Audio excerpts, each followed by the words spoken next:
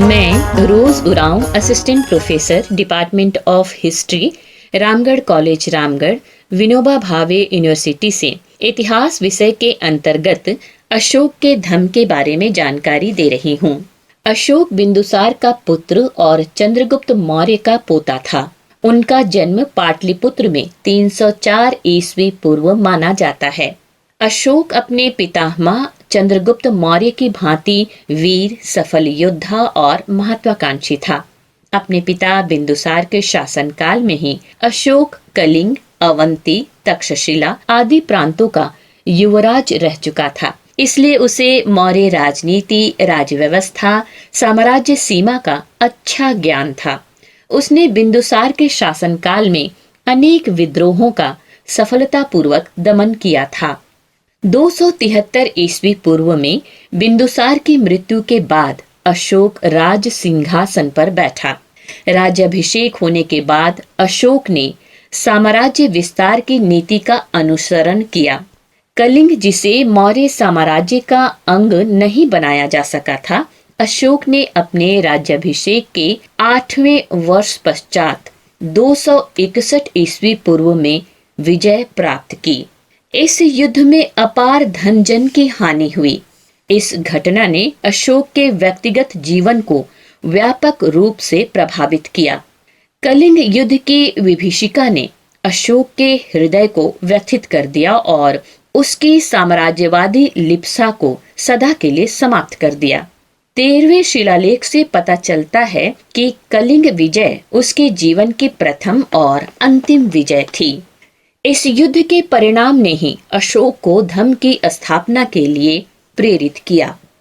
H.C. राय चौधरी के अनुसार कलिंग का युद्ध अशोक के जीवन का टर्निंग पॉइंट था। अशोक का धम्म। एक शासक के रूप में सम्राट अशोक की सर्वाधिक महत्वपूर्ण उपलब्धि उसका धम्म था।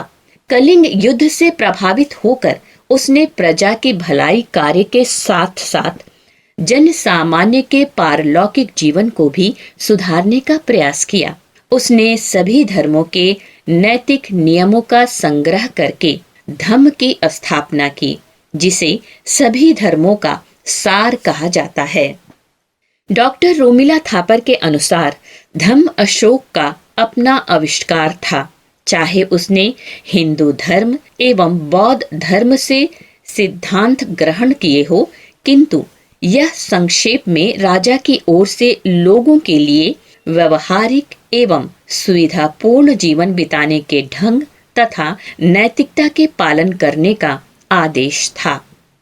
धम्म के माध्यम से अशोक ने एक ऐसे सार्वभौमिक धर्म की आधारशिला रखी जो सभी को सामान्य रूप से मान्य थी। यद्यपि अशोक स्वयं बौद्ध धर्म का अनुयायी था और भब्रू शिलालेख में इस बात का उल्लेख मिलता है कि बुद्ध, धम्म और संघ में उसकी पूर्ण आस्था थी, परंतु वह सभी धर्मों का सम्मान करता था। अशोक 12वें शिलालेख में कहता है कि जो दूसरे धर्म की बात नहीं सुनता है, वह अपने धर्म की भी हानि करता है। सभी पंथों और संप्रदायों के नैतिक मूल्यों में पाए जाने वाली एकता में उसका दृढ़ विश्वास था। अशोक का धम्म, जैसा कि उसके शिलालेखों से स्पष्ट होता है, कोई धर्म अथवा धार्मिक प्रणाली नहीं, अपितु यह एक नैतिक नियम, एक सामान्य आचार संहिता या नैतिक व्यवस्था थी। अशोक के अभिलेखों में धम्म के दो पहलुओं, सकारात्मक और नकारात्मक की चर्चा मिलती है। सकारात्मक पहलू का अनुसरण करना अशोक हितकर मानता था और नकारात्मक पहलू से बचने की कोशिश करते रहने की सलाह दी थी। अशोक के धम्म के सकारात्मक पहलू थे माता पिता, गुरुजनों तथा वृद्धों की सेवा करना, विभिन्न धार्मिक संप्रदायों के प्रति उदार भाव तथा उचित व्यवहार करना, सत्य, संयम, कृतज्ञता, भक्ति, दया, दान युक्त आचरण का पालन करना, मन और कर्म की शुद्धि, सेवकों, वेतनभोगियों और श्रमिकों के प्रति सद्व्यवहार करना, समस्त प्राणी मात्र के प्रति अहिंसा की भावना और अल्प व्यय और अल्प संग्रह की प्रवृत्ति रखना। नकारात्मक पहलू के रूप में उग्र व्यवहार, निष्ठुरता, क्रोध, घमंड और ईर्ष्या से निषेध का आग्रह था। अशोक ने धम्म के सकारात्मक पहलू के अनुसरण को लौकिक और पारलौकिक सुख की प्राप्ति में सहायक और नकारात्मक पहलू को बाधक माना था। अशोक के अभिलेखों में पाप के लिए आसीनव शब्द का उल्लेख हुआ है। अशोक के अनुसार जो व्यक्ति आसीनव से मुक्त होता है उसका चित्त शुद्ध रहता है। अशोक का धम्म सरल, व्यवहारिक और कर्मकांड विहीन धर्म था। इसमें पवित्र और नैतिक आचरणों पर बल दिया गया था। साथ ही मानव धर्म में सामाजिक कर्तव्यों, आर्थिक संयम और बौद्धिक उत्थान को जोड़ा गया था। अशोक का धम्म सर्व कल्याणकारी धर्म था। इसमें जीव और प्राणी दोनों के कल्याण की बातें की गई थी। अशोक के धम्म का उद्देश्य चरित्रवान, विचारवान और विवेकी समाज की स्थापना करना था। अशोक के द्वारा धम्म का प्रचार।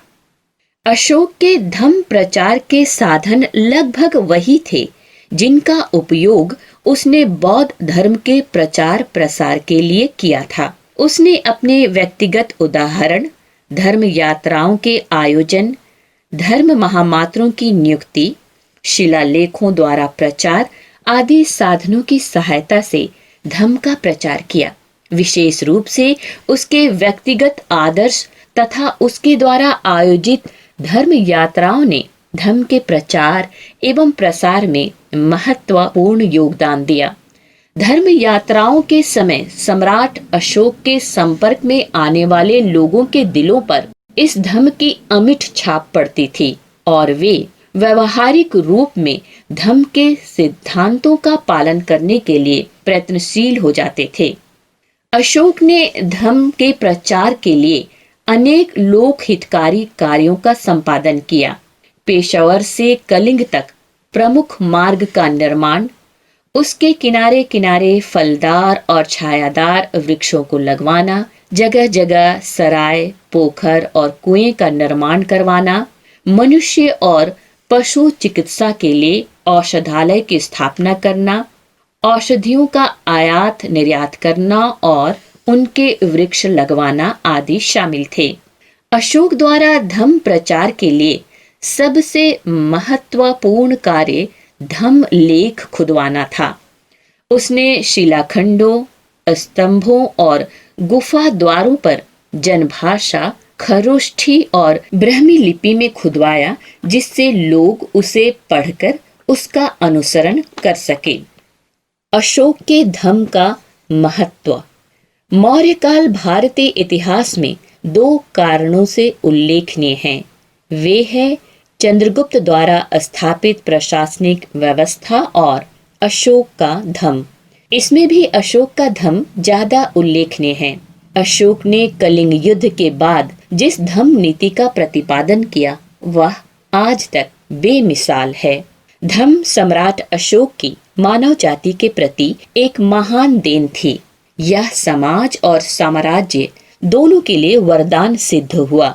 डॉक्टर रोमिला थापर के मतानुसार यह साम्राज्य की विभिन्न समस्याओं का समाधान करने का एक साधन था तथा सम्राट की शासन नीति का अंग था। इसने जहां एक ओर सामाजिक बुराइयों को कम करके मौर्य साम्राज्य का नैतिक स्तर ऊंचा किया, वहीं दूसरी ओर विभिन्न समुदायों एवं जातियों के लोगों को एकता के सूत्र में बांधकर पारस्परिक सौहार्दता एवं सामंजस्य के वातावरण को जन्म दिया। धम्म ने राष्ट्रीय एकता को प्रोत्साहित किया तथा अनेक सामाजिक, धार्मिक और राजनैतिक समस्याओं का सही हल प्रस्तुत किया। निसंदेह धम्म सम्राट अशोक की सहृदयता, दूरदर्शिता एवं सहिष्णुता का प्रमाण था। धम्म नीति के तहत अपनी विशिष्ट उपलब्धियों के कारण ही अशोक भारतीय इतिहास का सर्वश्रेष्ठ शासक माना जाता है। आज के लेक्चर में बस इतना ही। मुझे उम्मीद है आप अपने घरों में खूब मन लगाकर पढ़ाई कर रहे होंगे। अगले क्लास में फिर मुलाकात होगी। घर में रहें, सुरक्षित रहें, स्वस्थ रहें। धन्यवाद।